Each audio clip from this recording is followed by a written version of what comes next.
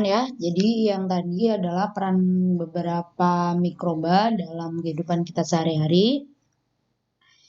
Nah, ini tidak kalah pentingnya kita juga perlu tahu gitu ya. Jadi ada namanya senjata biologis atau biological weapon. Nah, senjata biologis ini biasanya menggunakan patogen karena jika dikonversikan itu akan lebih murah dalam produksinya. Sekali produksi kita bisa mendapatkan banyak biakan gitu ya dan gampang disebarkan serta ampuh gitu ya. Contohnya yang sekarang lagi wabah gitu ya, ada COVID-19 gitu ya. Jadi itu awal-awal isunya yang berkembang gitu ya. Itu adalah senjata biologis yang bocor, sengaja dibuat dan semacamnya gitu ya. Mungkin kalau misalnya memang semudah itu membuat senjata biologis gitu ya, pasti orang bisa membuat itu. Tapi kan untuk membuat hal-hal seperti itu selalu ada etiknya gitu ya. Jadi kita tidak bisa tiba-tiba ingin membuat senjata biologis gitu. Itu segala hal seperti itu ada etiknya dan ada regulasinya gitu ya. Tidak boleh semua orang bikin, tidak boleh semua orang membuat senjata biologis gitu ya. Nah, ini salah satu peristiwa pada Perang Dunia Kedua gitu ya, Bacillus anthracis yang dia menyebabkan antrak dikirimkan dalam amplop gitu ya. Jadi amplop, dalam amplopnya itu ada Bacillus anthracis itu dikirimkan ke Senat USA ya pada tahun 2001. Ya, jadi senjata biologis itu ampuhnya adalah karena kita itu tidak tahu jika kita sudah bersentuhan dengan senjata biologis itu. Ya, tapi kalau kita bandingkan dengan nuklir, itu kan kelihatan gitu. Kalau misalnya senjata biologis itu tidak kelihatan, ya, tapi sangat ampuh. Tapi kalian jangan sekali-kali berpikir untuk membuat ini, ya. Oke, selanjutnya masih peran prokariot, masih peran mikroba, di mana di sini adalah mikroba yang merugikan. Salah satu mikroba yang merugikan adalah dia itu pembawa penyakit ya, pembawa penyakit yang ada namanya penyakit Lyme yang disebabkan bakterinya jenis Spirochaeta gitu ya. Dia itu akan menyebabkan penyakit caplak ya, seperti pada gambar di situ ada merah berbentuk bulat gitu ya. Tuh. Nah, terus kemudian ada bakteri-bakteri patogen yang dia itu menyebabkan penyakit karena dia bisa mengeluarkan racun. Nah, racun di sini tuh ada dua macam, ada yang namanya eksotoksin, ada yang endotoksin. Nah, kalau eksotoksin dia itu dikeluarkan dari sel bakterinya. Jadi toksinnya aja yang bergerak. Nah, tapi kalau yang endotoksin dia itu masih berada di dalam sel bakterinya dan akan keluar jika bakteri itu mati atau dinding sel dari bakteri itu pecah, ya. Nah, salah satu contoh eksotoksin ada di Clostridium botulinum seperti yang saya bicarakan tadi. Dia bisa mengkontaminasi makanan-makanan gitu ya, terutama makanan kaleng dan sampai menyebabkan kematian. Nah, contohnya kalau selain Clostridium botulinum ada Staphylococcus aureus. Ya, dia penyebab luka di kulit atau diare pada makanan yang tercemar Staphylococcus ini. Ya, salah satu endotoksin mungkin kalian pernah mengalami tipes, ya, demam tifoid, ya. Jadi itu disebabkan adanya Salmonella typhi. Yang mana Salmonella typhi ini dia itu bisa menghasilkan endotoksin, ya, sehingga menyebabkan kita sakit. Oke, itu tadi adalah beberapa contoh peran bakteri di kehidupan kita sehari-hari, baik yang merugikan maupun menguntungkan. Nah, ini kita selanjutnya berbicara tentang protista, ya, yang mana protista itu dia sudah masuk ke golongannya eukariot, tapi dia sangat sederhana selnya, ya. Dia masih uniseluler, ya masih uniseluler. Dia memiliki membran inti dan memiliki organel-organel yang bermembran. Nah, contoh dari anggota protista ini golongannya protozoa, alga, kapang lendir. Nah, kapang lendir ini dia seluler dan plasmodial. Yang pertama kita bahas protozoa dulu. Nah, jadi protozoa itu dia itu tergolong heterotrof ya. Dan kenapa disebut protozoa? Jadi dia itu memiliki kemiripan ya, kemiripan dengan hewan. Yang mungkin sering kalian lihat dari dulu itu ada amuba gitu ya. Amuba. Nah, jadi amuba itu adalah salah satu anggota dari protozoa. Nah, kelompok protozoa ada macam-macam.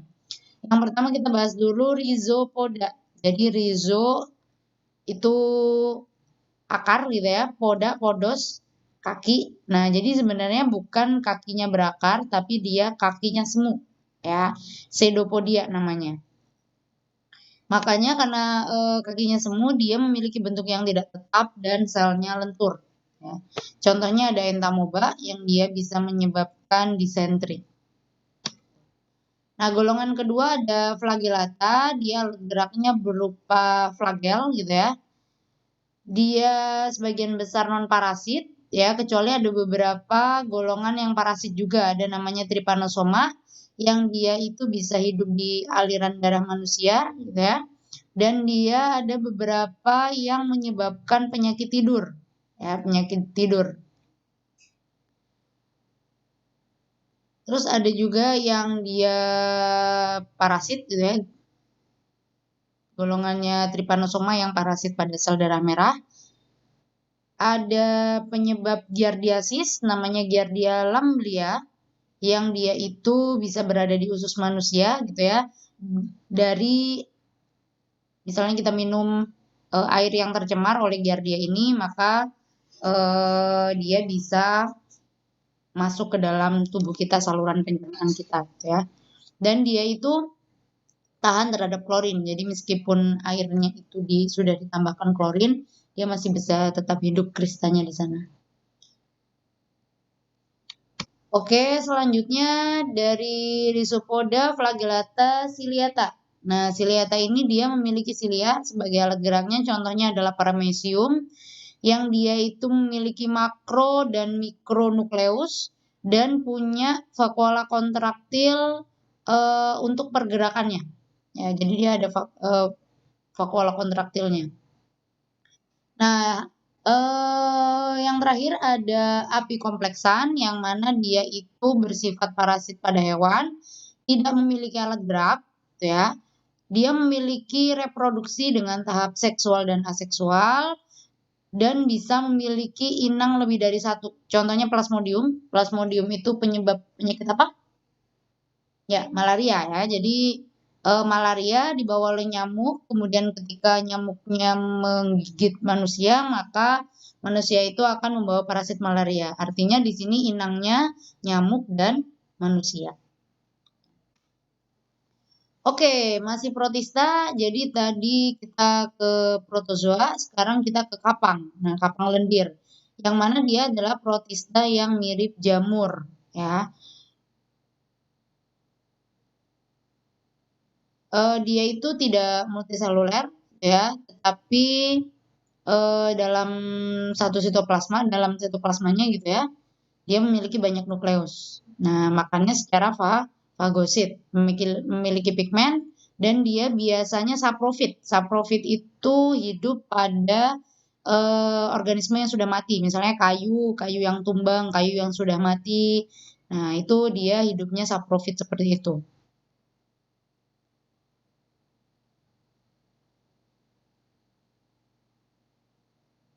Nah, pada kondisi yang tidak terlalu menguntungkan gitu ya, misalnya kondisinya kekurangan air atau kekurangan makanan, maka plasmodium tersebut bisa membentuk suatu struktur reproduktif yang mana struktur-struktur itu dia bisa menghasilkan spora. Ya, bisa menghasilkan spora sehingga dia bisa masih bertahan di lingkungan yang tidak menguntungkan tadi. Oke. Untuk kapang lendir seluler gitu ya, jadi dia bisa menghancurkan kayu dan bahan organik karena dia tadi hidupnya saprofit ya. Nah, salah satu contohnya adalah golongan Dictyostelium, dia itu banyak digunakan untuk penelitian genetik. Dictyostelium ini, dia itu bentuknya amuboid ya, dan hidupnya soliter, jadi sendiri-sendiri gitu ya. Kalau misalnya berada pada kondisi lingkungan yang kurang menguntungkan, tadi misalnya kurang makanan, maka sel-sel amoeboid ini bisa bergabung menjadi satu. Jadi membentuk suatu agregat ya di nomor satu itu. Nomor satu itu bergabung, terus kemudian jadi seperti nomor 2. Nah, dia bisa membentuk struktur reproduktif aseksual gitu ya. Jadi dia mengering jadi semacam bentuk seperti badan spora gitu ya. Tuh, jadi dia yang paling banyak dipelajari untuk mekanisme genetik dan perubahan kimia pada saat proses diferensiasi seluler. Nah, terus kemudian protista mirip tumbuhan atau protista yang bisa fotosintetik, ada alga atau ganggang gitu ya, dia berklorofil, dia bisa uniseluler maupun multiseluler, jadi tergantung pada jenisnya. Yang pertama ada golongannya Dinoflagellata yang dia itu uniseluler, merupakan fitoplankton perairan. Dia itu memiliki tipe kemo heterotrof atau kemo autotrof ya. Nah, terus ada golongannya diatom. Diatom juga masih uniseluler, dia bersilika. Misalnya kalian mengambil air gitu ya dari embung atau dari perairan mana gitu ya, pasti akan sering menemui golongannya diatom ini. Ya, dia memiliki silika. Nah, jadi lebih mirip bukan benda hidup, padahal sebenarnya dia hidup. Ya. Nah, terus kemudian ada ganggang. Ganggang ada macam-macam, ada Chrysophyta, algamas, Phaeophyta coklat, Chlorophyta hijau, Rhodophyta merah. Mungkin kalau kalian sering main ke pantai, sering menemui yang Phaeophyta dan Chlorophyta ini ya. Oke, selanjutnya ada cendawan. Jadi kalau untuk istilah cendawan itu bisa mencakup 3 komponen, yaitu ada hamir alias yeast, kapang, mold, jamur, mushroom. Nah, kalau kalian pernah menemukan roti, nah roti itu biasanya kan roti berjamur, ya. Nah, akan lebih tepat ketika kita bilang cendawan, gitu. Karena cendawan bisa hamir, bisa kapang, bisa jamur. Ya. Nah, tapi mereka ada perbedaan masing-masing. Jadi kalau hamir itu dia uniseluler dan mikroskopis, jadi tidak bisa dilihat dengan mata telanjang. Biasanya yang digunakan untuk pengembang adonan. Apa itu? Ya, Fernipan ya, nama dagangnya Fernipan, ya yeast. Nah, kapang. Nah, kalau kapang itu dia multiseluler tapi mikroskopis gitu ya. Jadi tetap meskipun dia multiseluler tidak bisa dilihat dengan mata telanjang. Jadi harus menggunakan alat bantu mikroskop ya. Nah, kalau jamur, nah jamur yang biasanya kalian makan, jamur crispy ya itu dia sudah multiseluler dan makroskopis alias kita bisa melihat dengan mata telanjang ya. Jadi kalau misalnya di roti itu mungkin bukan jamur gitu ya. Itu mungkin kapang. Ya, bisa jadi itu kapang. Ya, karena dia tidak bisa dilihat dengan mata telanjang, ya. Kalau kalian menyebut cendawan, itu benar. Semuanya benar untuk ketiga hal ini. Tapi kalau misalnya kalian sudah menyebut hamir, kapang, jamur, itu harus tahu masing-masing ciri-cirinya. Oke. Nah, ini ciri-ciri dari cendawan gitu ya. Lanjutannya dia strukturnya somatik ya. Jadi umumnya dia haploid dan dapat membentuk suatu sel tunggal uniseluler ya, yang mana tadi ada hamir contohnya Saccharomyces dia itu uniseluler. Ada juga yang dia multiseluler yang biasa disebut dengan hifa, yang mana dia dimiliki oleh golongannya kapang dan jamur ya. Tidak memiliki klorofil jelas karena dia itu adalah golongan heterotrof gitu ya, tidak bisa membuat makanan sendiri. Dia hanya bisa mengubah senyawa anorganik menjadi senyawa organik. Oke, senyawa organik menjadi senyawa anorganik. Kebalik ya. Oke. Nah, absorpsi nutrisi melalui dinding sel hifa. Jadi kan tadi dia punya hifa sehingga di situ dinding-dindingnya bisa digunakan untuk absorpsi molekul-molekul sederhana dari lingkungan tadi. Oke, struktur reproduksinya ada seksual dan aseksual dan dia bisa melalui suatu siklus hidup. Ini bisa kita lihat di sini dia bisa aseksual ya, bisa aseksual dengan sporanya, bisa juga dengan seksual ya, bisa juga dengan seksual. Nanti ada proses mating ya antara tipe yang plus dan tipe yang minus.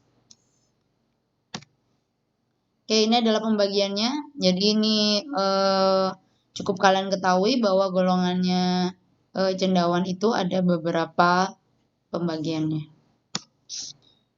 Oke, bagaimana dengan cara hidupnya? Yang pertama kita bisa bedakan berdasarkan cara hidupnya, ada dia itu simbiosis ya. Simbiosis tadi ada mutualisme yang kita bahas di awal kayak mikoriza.